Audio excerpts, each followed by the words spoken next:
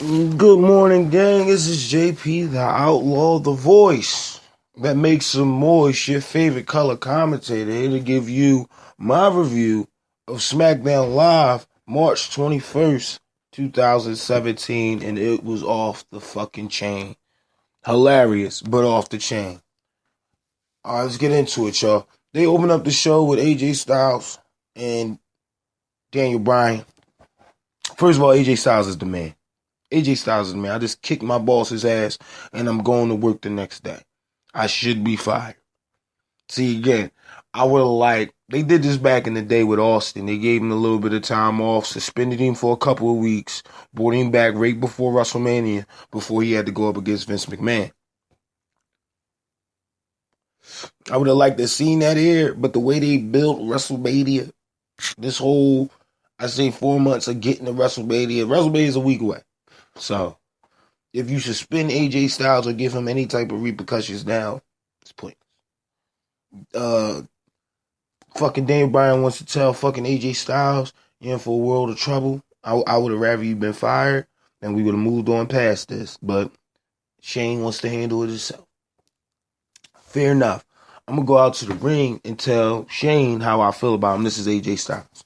He goes out to the ring. He tells the crowd that I've been fighting for months, and now I finally got somebody to go against at WrestleMania. I've earned my spot time and time again, and I've been screwed over by Shane McMahon. Okay, they cut into a backstage segment with Baron Corbin. Baron Corbin's looking for Dean Ambrose. We ain't seen Dean Ambrose since they dropped the forklift on his ass, which is, again, fucked up, but still. Fucking, he said, I just got a message from Randy Orton. You'll be fighting him tonight. Because Randy Orton was looking for competition. That takes us into our first match. American Alpha versus the Usos. This was a great fucking match. The Usos kicked ass. American Alpha kicked ass. A couple of bad spots. When American Alpha and the Usos was going against each other. I think it was Jay who landed on his knee wrong when they went for that modified Legion of Doom move. I don't know what they call it, but when they went for that, I think fucking really landed wrong. But it was a good match all in all the way through.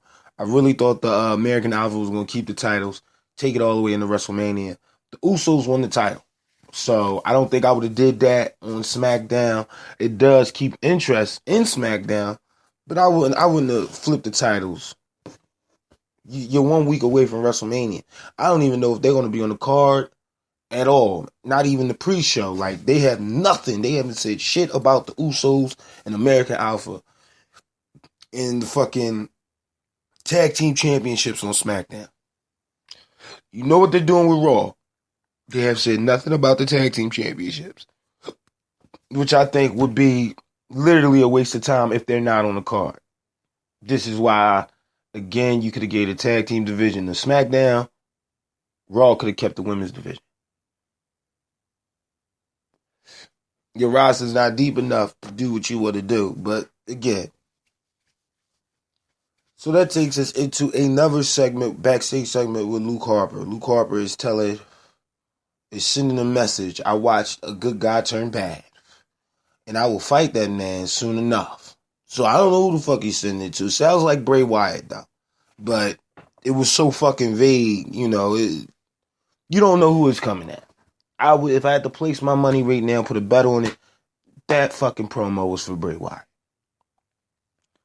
Fucking a video package from The Miz taking a shot at John Cena and Brie Bella. Total Bella's bullshit. And I don't know if you've seen the segment. Please just look it up. I'll probably put it on my Facebook later. So I thought it was funny. I thought the way they did it, everybody knows Brie Bella got to sign a contract to be with John Cena, which is all TV bullshit. So The Miz played to that. The Miz also played to the Brie Bella's doing a nut shit or Brie Bella's. I haven't watched the show at all, but I can only imagine this is what it would look like to me. So I liked it. I thought it was one of the funniest sticks ever. This was one of his best cut video packages. The Miz is the fuck on fire. Give him a WWE title shot after all this shit. After all this shit for Mania, all this shit with the Intercontinental title, give him a title shot. Give him a title shot. If you're thinking of moving Roman Reigns over here and fucking and taking AJ Styles over to Raw, and AJ Styles even made a comment: the stock value drops when I go. Nobody's here. Nobody's here. Nobody here currently on the SmackDown roster can hold that show and take it to the next level. I think The Miz is one of those guys, though. Anyway, we go into a Baron Corbin, Randy Orton match. Good match all in all. A couple of spots was like, oh shit, but fucking Randy Orton. I think everybody that peeped out Randy Orton's pop-up RKO. The out of nowhere RKO. I think everybody that got that. I think that's, and they're playing to that because you see Baron Corbin like, oh, let me push him off and all that good stuff. And that's a good thing. That is a good thing. That is selling a pay-per-view. If you want to say that. That's something you save for that. But Dean Ambrose comes out, interrupts the match. Fucking no, not interrupts, distracts fucking Baron Corbin. Randy Orton turns around, hits Baron Corbin with the RKO. That's the end of the match. The match was actually a good match. I don't have a problem with it. I thought they could have did a little bit more, but they did have enough time, so it made sense.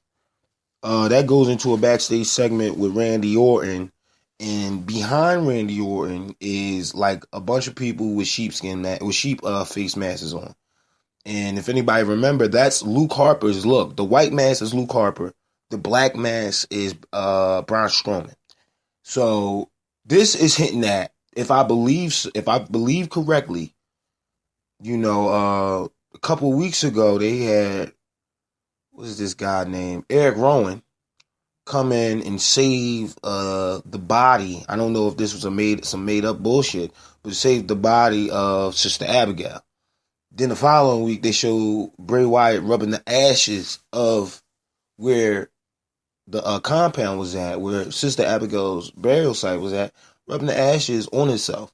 So that made this week, you know what, they confront Randy Orton. Randy Orton's there, and Bray Wyatt tells him, she's with me forever.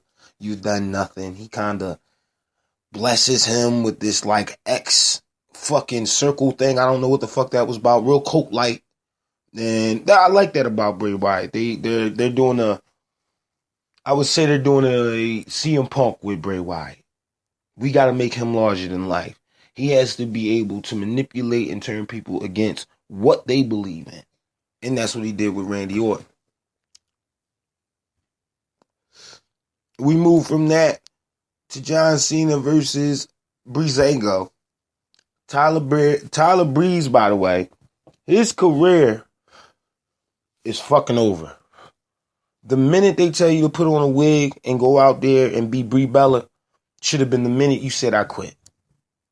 But no, you and motherfucking Tyler Breeze and motherfucking Fandango go out there and act like assholes, of course. They give John Cena a fucking fashion police ticket because he got shorts on in fucking 2017. Jean shorts, by the way. I don't think they was jean, the black ones. So, grow the fuck up is what they was trying to say, even though y'all look like fucking, the Chip Biker Police. You know what I mean? Y'all remember that old show? They got a spoof coming out, a movie spoof coming out about it. So, that's how that ended. Then you got Becky Lynch versus Carmella. Of course, not as Ellsworth. They have nothing to do with Ellsworth. If he's not in the ring, get him off of payroll. That's just a waste of money. It's a lot of people that's just wasting the WWE money. At least fucking what's the bull from Smackdown does commentary. At least he's a fucking lawyer. At least he has multiple things. Fucking, you know what I mean? You can do more than just be a fucking wrestler for us. You could be a lawyer, some shit. That's what they need to do with Ellsworth. That's what they need to do. Get Ellsworth off the fucking TV. So, Mickie James, Alexa Bliss, and Natty was on commentary. She comes out first, interrupts the match. Alexa Bliss and fucking Mickie James clears the ring. Alexa Bliss gets hit with a roaring elbow, and my bitch, I bitch. Fucking Alexa Bliss stays in the middle ring, holds the title up high, proclaiming herself to win this match. And this is going to happen probably next week as well. I've heard mad rumors of Naomi coming back at WrestleMania, so we'll see how that pans out. We'll see how that pans out. They go into another video package with The Miz. The Miz faking like he's going to pop the question to Nikki Bella. You know, I bought you a ring. I got you a diamond, and it's a Diamond Dollars Page DVD. It's a fucking WWE fucking little ring, little toy ring. And you tell her, I got a surprise for you. He get down on one knee and start tying his shoes and forgot. I thought that shit was funny as hell. Funny as hell. The Miz, like I said, doing the best work of his fucking career. Turn around, you got fucking that goes into another segment. You got Shane McMahon in the middle of the ring. He calls out AJ Styles. He tells AJ, he said, you know, the people want to see something. They want to see something happen, not tomorrow, like right now. Let's make this shit happen. Me and you, WrestleMania. They goes with a nice little back and forth. They fight. Next thing you know, you see Shane McMahon coming off the top with a roaring elbow, straight through the fucking announce table. He gets up and points at the fucking WrestleMania sign. I don't know if the WrestleMania sign is like a bright neon fucking like deflector for fingers. Like you gotta point your finger at it. It will deflect and point to somebody else. I don't fucking know what's going on. Stop pointing at the WrestleMania sign.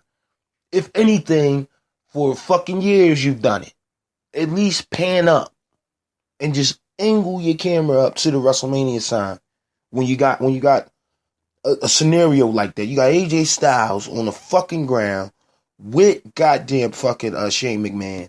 Only thing you had to do is get on an angle and pan up. You can see the WrestleMania sign. You can have fucking Shane sitting there. Everybody splattered on the floor. And that will be the end of that. As always, check out my YouTube channel. I have some live gameplay up there. It's really hot. It is really hot. For my WWE Universe Mode Championship Tournament, I'm doing all three brands. So you're getting Raw, Smackdown Live, and NXT. And we're going back to the brand wars. I'm putting a salary cap in there. And all of this will be posted on my Facebook page. The easiest way to get there, JP at the lab. Can't miss it. Well, at JP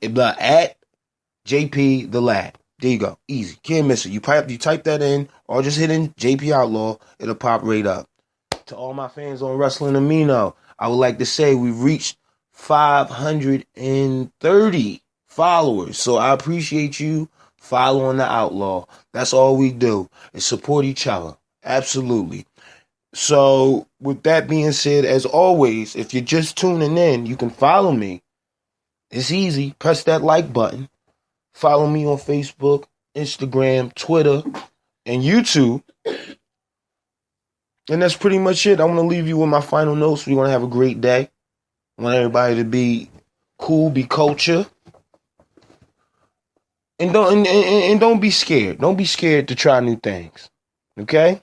It always turns out better in the end. Peace.